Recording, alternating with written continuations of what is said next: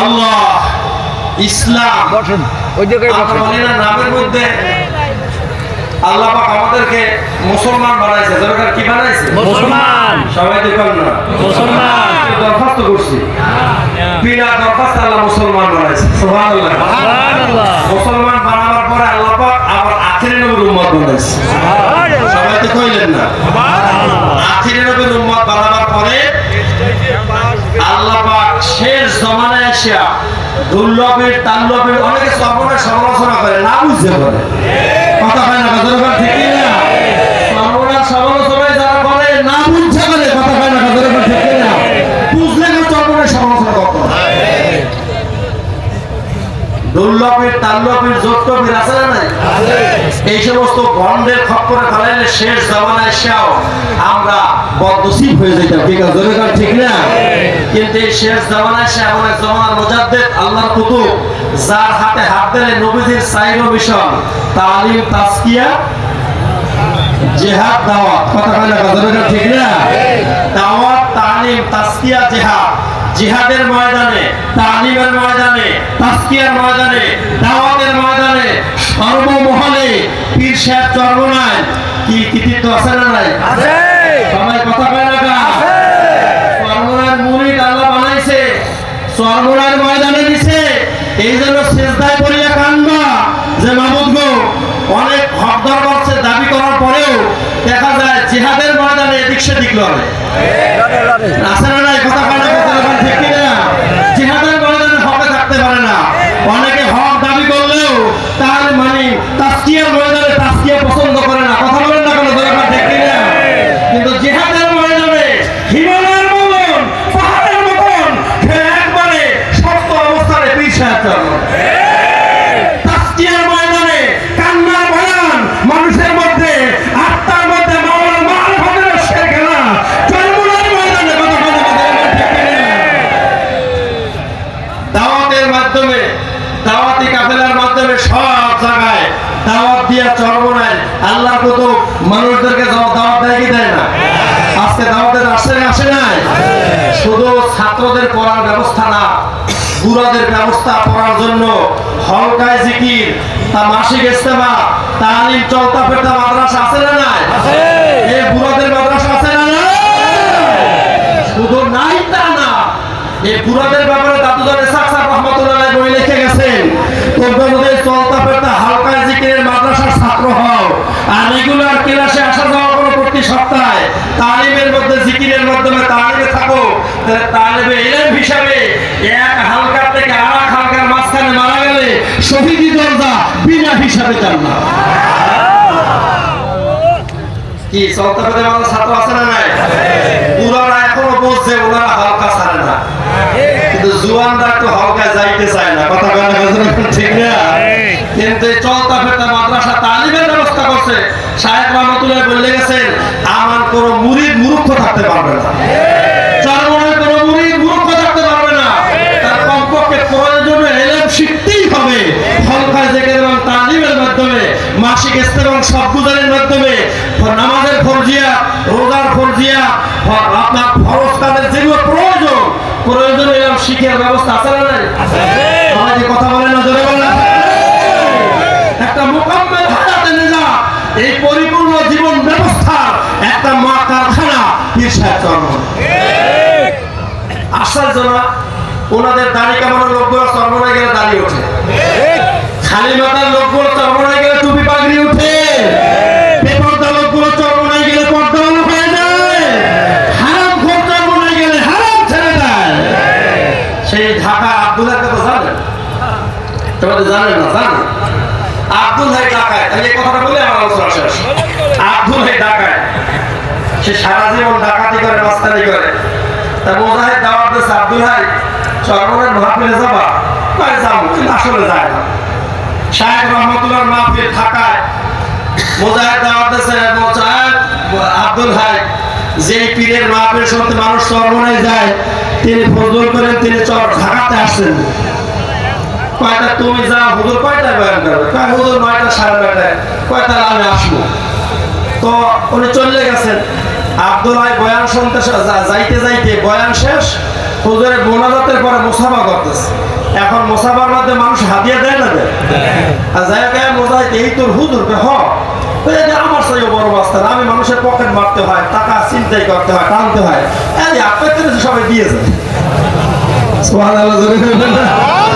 জায়গা হুজুর ঢাকার শহরে আমি এত বড় বাস্তা, আমি রাস্তা দিয়ে করতেছি হুজুরের পকেটে 1 লক্ষ টাকা উঠে দিয়েছে। সুবহানাল্লাহ। আব্দুল্লাহ রওনা দিয়েছেন, টাকা পাইয়া বড় খুশি। আল্লাহর ইত্তেবা দিয়ে হাতটা ধরে কয় আব্দুল হাই আযান হইতেছে, এশার নামাজটা পড়ে যাইবানি। হুজুর আমি ওযু করে এসে নামাজ পড়ে যাব। আব্দুল্লাহ ওযু করে নামাজ পড়ে বাড়িতে গেছে। সকালবেলা আল্লাহ দৌড়ে আসছে, মুজাহিদ তোর হুজুর কোথায়? আমার মনটা পাগল হয়ে গেছে, একটা নজর তারে দেখতে মনে চায়। হুজুর তো চলে গেছে পাগল, এখন আশা করে লাভ কি? 1 সপ্তাহ পরে খবর হয়েছে আল্লাহর ওই নারা ঢাকা মুন্সিগঞ্জে মাহফিল। খবর পাইছে আব্দুল হাই হুজুরের মাহফিল মুন্সিগঞ্জে। ও মুজাহিদ আমার মনে চায় তোর হুজুরের একবেলা খানা খাওয়াবো। আল্লাহর ডাক দে, আরে মুজাহিদ ডাক দে আব্দুল হাই সর্বনাশ, আল্লাহর ইচ্ছা করলে খানা খাওয়ান যায় না, খানা খাওয়াইতে হলে মুজাহিদ কমিটির পারমিশন লাগে। কোথায় তোর মুজাহিদ কমিটি? আমারে মুজাহিদ কমিটির কাছে নিয়ে চল। ঢাকা মুন্সিগঞ্জ মুজাহিদ কমিটির কাছে আবেদন করলে মুজাহিদ কমিটি রাজি হয়ে যায়। আর মনে বড় আশা আল্লাহর ওলির একবেলা খানা খাওয়াবে। আব্দুল হাই না পদের খানা পাকাইছে। জোহরের নামাজের পরে আল্লাহর ওলির গাড়ি আব্দুল হাইর বাড়ির দরজায় হাজির হয়ে যায়। আব্দুল হাই বড় খুশি।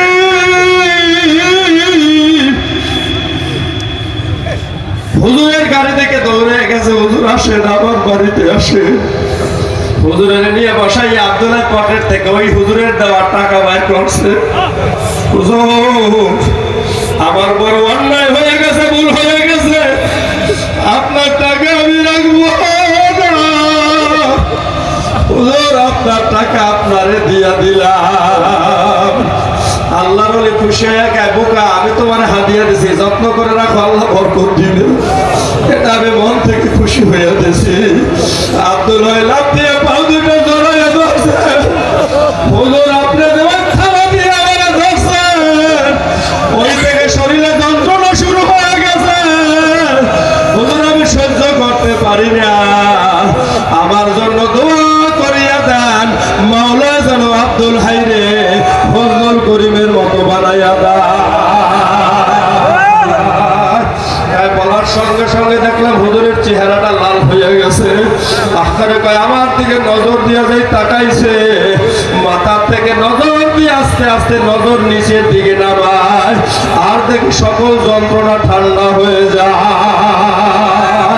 নজর দিতে দিতে নজর যখন পায়ের পর্যন্ত চলে আসছে, দেখলাম আমার জীবনের সকল গুনাহ মনে হয় যেন এক নজরে পায়ের কিনারে ঝাড়ি হইয়া যায়।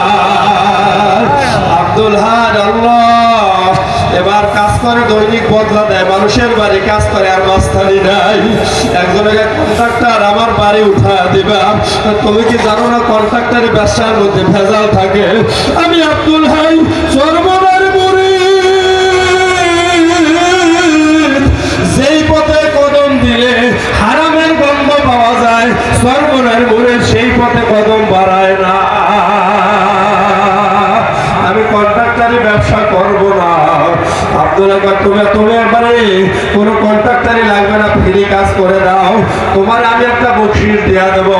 আব্দুল হাই ভবন উঠায় দিছে, তারে খুশি হয়ে বকশিস দেয়া দিছে, আর একটা তারা আব্দুল্লাহর নামে রেজিস্ট্রি করিয়া দিছে। আল্লাহর ওলি এই জায়গায় থাকবা, বাকি বিল্ডিং এর ভাড়া উঠাবা, ওখান থেকে একটা ভাতা তোমাকে দেব, আর কাজ করা লাগবে না। আব্দুল হাই সারাদিন নামাজ পড়ে জিকির করে, মাসে একবার ভাড়া উঠায়, সেখান থেকে ভাতা পায়, সংসার চালায়, আর জিকির করে লা ইলাহা ইল্লাল্লাহ, আল্লাহ বাদে কেহ মাবুদ নাই। আল্লাহ দুইটা ছেলে দেশে কোরআনে হাফেজ হয়ে গেছে, দুইটা মেয়ে দেশে কোরআনে হাফেজা হয়ে গেছে, জান্নাতের পরিবেশ ঘরে তৈরি হয়ে গেছে। দাড়ি কামানেওয়ালা, মুছ কামানেওয়ালা, বিড়ি খানেওয়ালা, দাঁড়িয়ে প্রস্তাব করেওয়ালা, গাঁজা খানেওয়ালা, চরমনার ওলির হাতে হাত দিলে হয়ে যায় দাড়িওয়ালা, হয়ে যায় টুপিওয়ালা, হয়ে যায় আল্লাহওয়ালা। কথা কয় না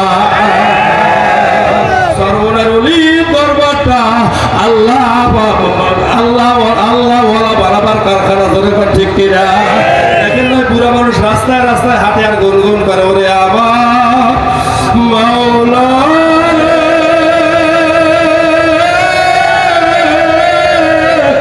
আমার দয়া মাসুক রে, কোথায় গেলে পাইব তোমার, কেমনে একা জীবন পারি ও কুল সাগরের মাঝে। দেখবেন মসজিদের কোনায় বয়ে বয়ে গুনগুন গুনগুন করে, আর ইস্তেমা যাইয়া ভোর রাত্রে শব্দ জারিতে মসজিদের কোনায় বসে গাল ভিজাইয়া ভিজাইয়া ডাক দেয়, কি অবস্থা হবে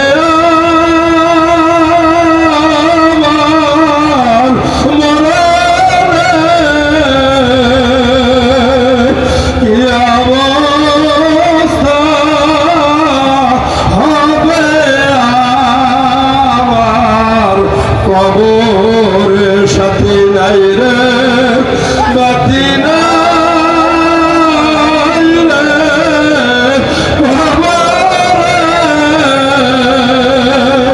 বিছানা নাই রে, বালিশ নাই রে, কবরে আল্লাহ আল্লাহ